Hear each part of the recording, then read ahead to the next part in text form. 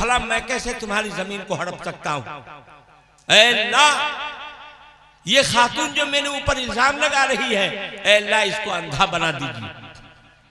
और अल्लाह, जिस जमीन के मुतालिक मेरे ऊपर गसब का इल्जाम लगा रही है, उसी जमीन में इसकी कब्र बना दीजिए। चुनांचे थोड़ी ही दिन बाद वो अंधी हो गई। रावी कहते हैं कि मैंने खुद देखा है, टटोल टटोल करके, दीवारों को टटोल करके वो चलती थी, अंधी हो गई और कहती थी कि सईद इब्न ज़ैद की बद्दुआ मुझे लग गई और मैं अंधी हो गई। और किसी काम से उसी जमीन पे गई, वो जमीन थी उसकी, गई वहां देख रेख करने, और उसमें बड़ा गहरा कुआं था जे, उसका पांव फिसला और उसी कुएं में गिर गई और वहां से निकल नहीं सकी। वही कुआं उसकी कब्र बनी। अल्लाह की पनाह। यह है अल्लाह के नेक बंदों से, अल्लाह के वलियों से आदमी को दुश्मनी नहीं करनी चाहिए, उनके साथ गुस्ताखी, उसके साथ बदतमीजी, ये बहुत ही भयानक बद्दुआ को जो है, उनके दिल को तोड़ने से भयानक बद्दुआ लगती है और इस तरीके के हालात हो जाते हैं। तो मैंने अर्ज किया, सूद का जो मामला है दोस्तों और बुजुर्गों, कोई बस्ती ऐसी नहीं है जहां माँ बहनें इस तरह का काम नहीं कर रही हैं। अल्लाह के वास्ते अल्लाह का डर अपने अंदर लावे। औरतों का दिल बहुत नर्म होता है, मर्द का दिल तो बड़ा सख्त होता है, लेकिन औरतों का दिल बड़ा नर्म होता है। वो तो थोड़ी सी बात सुनती हैं, रोने लगती हैं और इस तरीके की कैफियत होती है। लेकिन दोस्तों और बुजुर्गों, माँ बहनों को समझाना और उनको कह सुन करके उनको रोकना, ये आपका काम है, ये आपका काम है। ये क्या वजह है साहब? आपके पुपरी इलाके के एक बस्ती की खबर है कि एक औरत लोन ले रही थी और काफी लोन उसके ऊपर चढ़ गया। होता है, शौहर के कमाई पर एतमाद करते हुए शौहर दिल्ली में पैसे तो भेजेंगे ही, लोन लेते हैं सधाएंगे, लेते हैं सधाएंगे, और हालात हो गए वहां खराब। लॉकडाउन में कैसा खराब हुआ, नफसी नफसी का आलम हो गया। ये कितने लोग रोड पर आ गए, कितने के मकान बिक गए, हालात आए। तो एक खातून जो है बहुत ज्यादा लोन ली हुई थी, अदा नहीं कर पा रही थी जी। वो तो उसके यहाँ बैंक के एजेंट लोग जो है पकड़ने के लिए, गिरफ्तारी के लिए पहुंच गए। और उसी दिन उसका शौहर आया हुआ था बाहर से। तो बैंक के लोगों ने कहा कि इसके शौहरी को हम पकड़ के ले चलें ताकि अदायगी हो, लोन की अदायगी हो। तो किसी ने कहा कि ना, आधार कार्ड औरत का है, आप पकड़िएगा इसके शौहर को। उल्टे, जिसका आधार कार्ड है उसी को हम पकड़ेंगे। चुनांचे वो औरत को गिरफ्तार करके लोग ले जा रहे थे। गांव के सारे लोगों ने मिल करके कहना, औरत को नहीं ले जा सकते आप। किसी तरह जो है उसको छुड़ाया।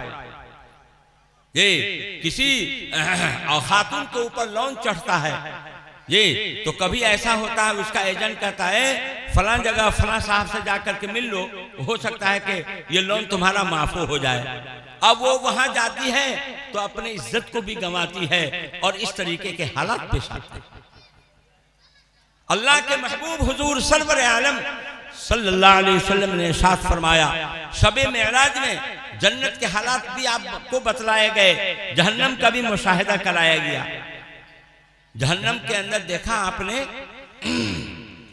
कि एक बाद आदमी ऐसे हैं जिनका पेट एक रूम के बराबर है, पेट एक रूम के बराबर है और उसके अंदर सांप बिच्छू खचाखच भरे हुए हैं और उसको डस रहे हैं। अल्लाह के महबूब सल्लल्लाहु अलैहि वसल्लम ने हजरत जिब्रील अमीन से पूछा, ऐ जिब्रील ये कौन लोग हैं? तो फरमाया जिब्रील अमीन ने, आपकी उम्मत के ये सूदखार लोग।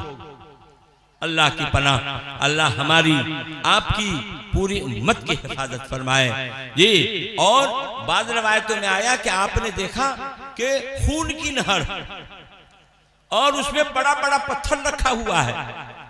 बाज लोग हैं जो उसमें उबडुब करते हैं और पत्थर को निगलना चाहते हैं। मुंह इतना सा पत्थर इतना बड़ा निगलाए कैसे? फिर हाथ डाल करके आगे जा करके फिर नीचे डूब जाते हैं, फिर निकलते हैं और पत्थर को हड़पना चाहते हैं। अल्लाह के महबूब सल्लल्लाहु अलैहि वसल्लम ने पूछा, ऐ जिब्रील ये कौन लोग हैं? फरमाया आपकी उम्मत के सूदखार लोग।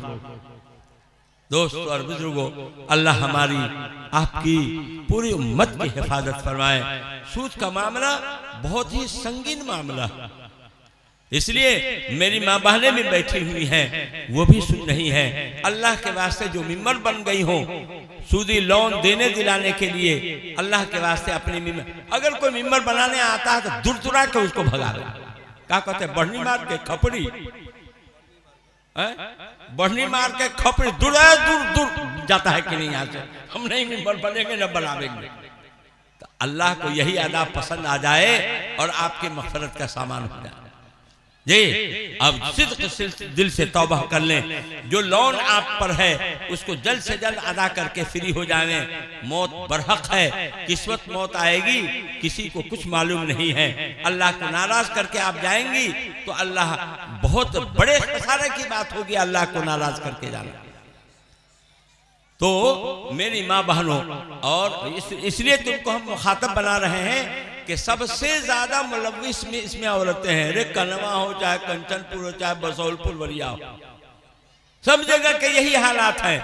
हम लोग नेपाल में गए यही सूद के मामले को लेकर के उनको समझाने के लिए, तो कहा कि इंडिया से भी ज्यादा सूदी लोन का मामला नेपाल में। जी पूरे इंडिया में ये बात फैली हुई। देखिए कारी अब्दुल हकीम साहब सूरत तशरीफ रखते हैं, वहाँ माशाअल्लाह इमामत भी है और अच्छी तिजारत भी है, अल्लाह बरकत दे।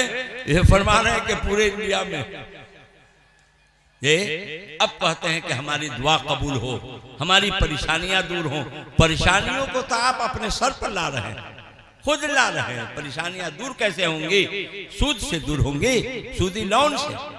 याद रखिए सूद देना और सूद लेना ये दोनों हराम। सूद लेना, जो भी कर्ज नफा को खींचे वो सूद, ज़हन में रखिए, जो भी कर्ज नफा को खींचे वो सूद है। आपने किसी को 500 रुपया दिया, कहा कि 1 महीने के बाद 525 देना होगा जी, तो 500 रुपया जो आपका वो 25 रुपया को खींच के लाया है, ये 25 रुपया सूद हो गया। आपने किसी को 1 मन गंदुम दिया, 40 किलो गेहूं दिया और कहा कि 6 महीने के बाद दोगे तो तुम्हें 40 किलो के बजाय 50 किलो देना होगा। तो ये आपका जो 40 किलो गंदुम है और 10 किलो को खींच लाया, ये हो गया सूद। तो सूद रिबल फजल हो या रिबल नसिया हो, दोनों हराम हैं, दोनों हराम जी।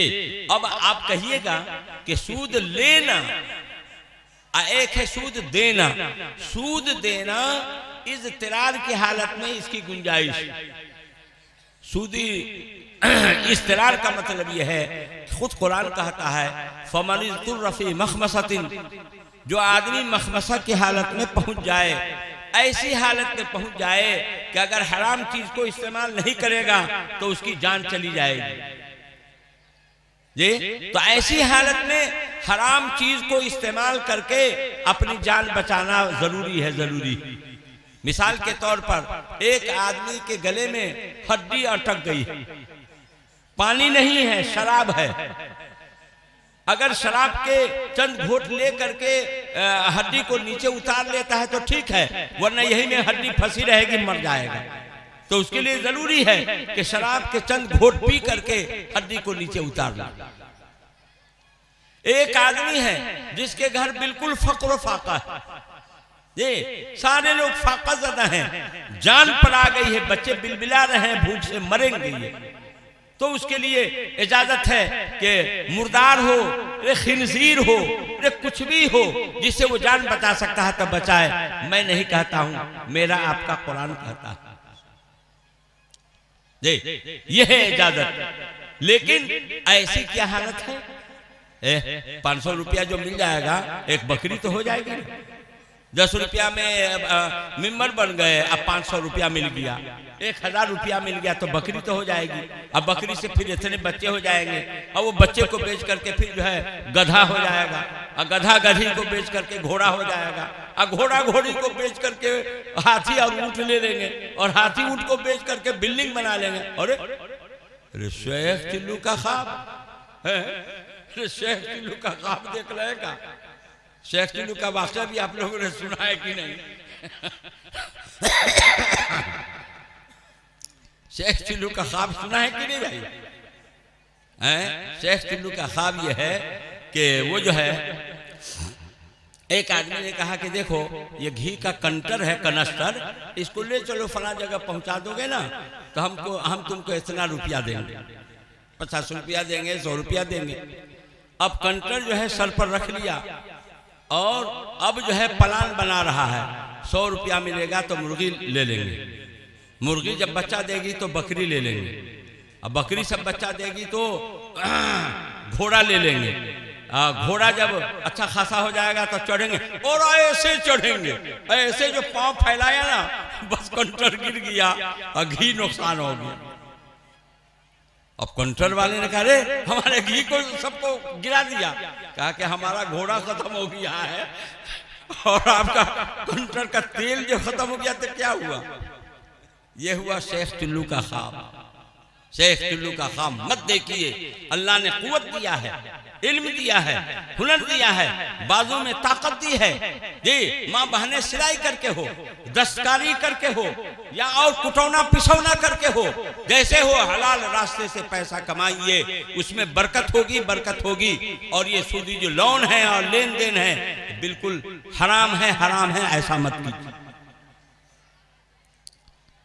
ये सूदी लोन देखिए, अगर मखमसा की हालत में आदमी पहुंच जाता है तब सूद को ले सकते हैं आप, सूद दे सकते हैं, ले नहीं दे सकते हैं, सूद ले सकते हैं, सूद ले सकते हैं जबकि आदमी मखमसा की हालत में हो। इस पर एक वाक़या सुना करके बात किनारे लगा दूं।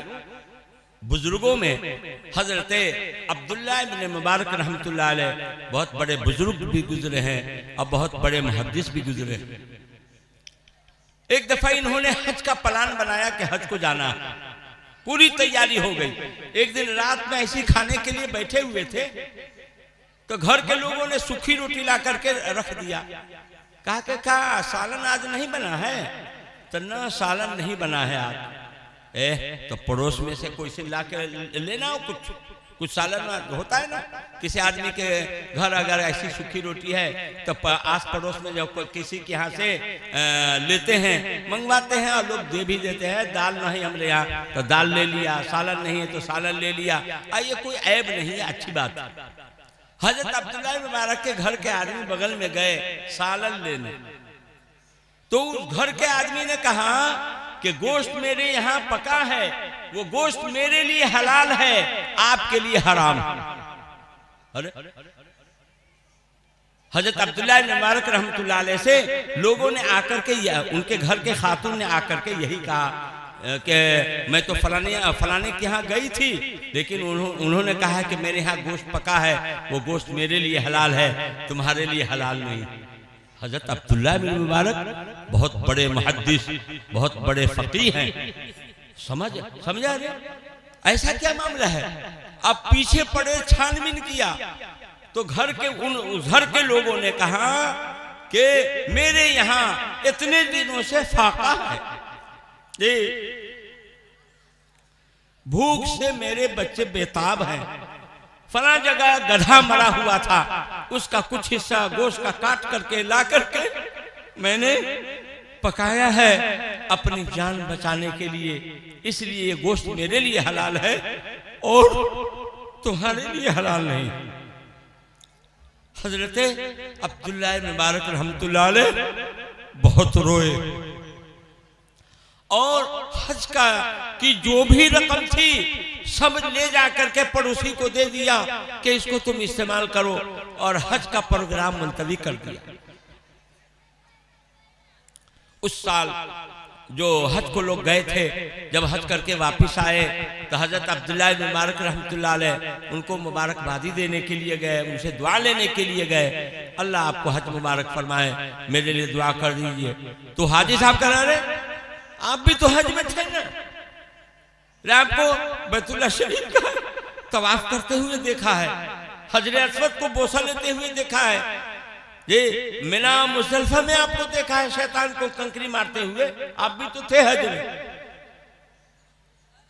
हुआ ये कि अल्लाह पाक ने अब्दुल्लाह अब्दुल्लाह इब्न मुबारक की शक्ल सूरत का फरिश्ता मुकर्रर करके ये सब काम करवाया।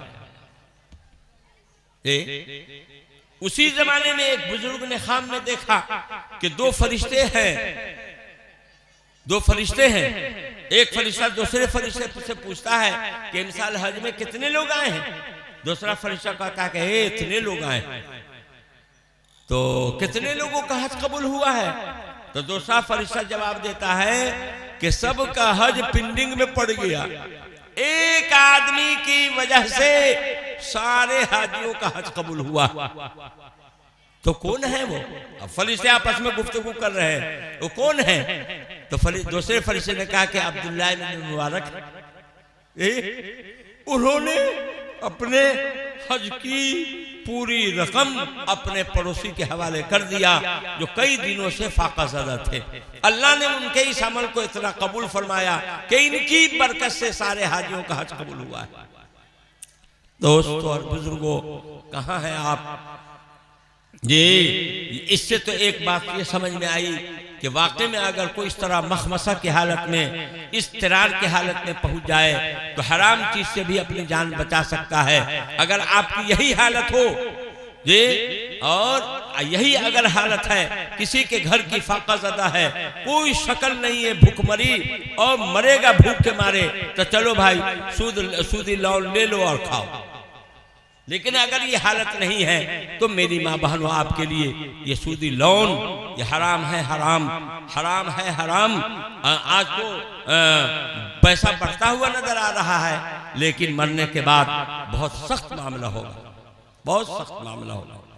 इसलिए अपनी माँ बहनों से अव्वलन गुजारिश करेंगे, ये जो सूदी लोन है इससे तौबा करें, इस्तिग़फ़ार करें। भले ही आपको बहुत ही फायदा और नफर नजर आ रहा है, लेकिन हम तो मुसलमान हैं। इस्लाम का कलादा, इस्लाम का पट्टा हमारे गर्दन में है।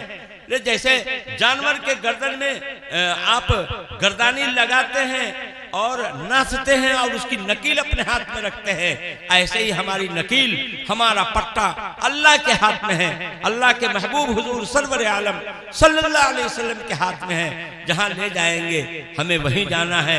जिन चीजों से रोकते हैं उनसे हमें रुक जाना है। इसी में खैर है, इसी में भलाई है, इसी में कामयाबी है। मेरी माँ बहनों, दुनिया कुछ नहीं है, आखिर मरना है, अल्लाह के सामने जाना है, अल्लाह के सामने मुंह दिखाना है, पूरी जिंदगी का हिसाब देना है। इसलिए अपनी माँ बहनों से हम गुजारिश करेंगे, इतना अच्छा इदारा, उसके साये तले आप कंचनपुर, ये फुलवरिया का नाम रोशन नहीं है। माँ फुलवरिया वालों को तकलीफ होगी, लेकिन कंचनपुर का नाम रोशन, मदरसे से रोशन है। फुलवरिया के लोगों को तकलीफ होगी।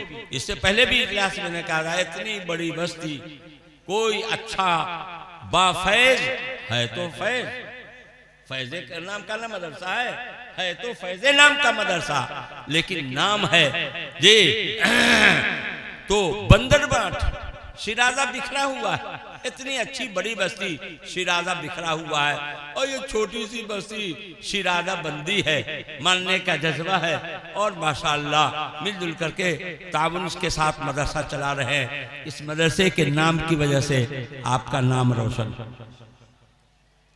और इस मीनारे नूर के तहत आप रह रहे हैं, और फिर इस तरह की बात हो, हरकत हो, सूदी लोन होए। कहाँ की ये औरत है जो सूदी लोन दिलवाती है? ये कहाँ की है? कंचनपुर की है। तो सर छी करेंगे, तौबा तौबा। इतना अच्छा इदारा चलता है, इतने हाफिज वहां से निकलते हैं, बच्चियां इतनी बहुत सारे इनामात बच्चियों के रखे हुए हैं, और उनकी माँ इस तरह की हरकत करे, बहुत गिरी हुई बात।